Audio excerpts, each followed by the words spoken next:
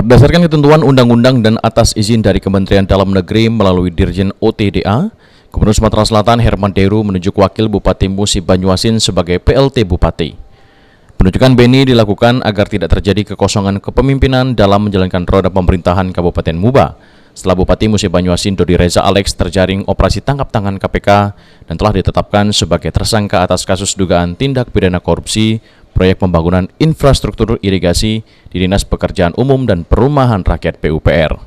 Herman Deru mengharapkan agar semua pihak untuk bisa mengedepankan asas praduga tak bersalah terkait status Dodi Reza Alex yang ditetapkan sebagai tersangka oleh pihak KPK. Saudara kita, Bupati Musi Banyuasin, Bapak Haji Dodi Reza Alex Nurdin, sudah ditetapkan sebagai tersangka. Namun demikian, tentu kita tetap menggunakan azas praduga tak bersalah. Kita ikuti saja proses hukumnya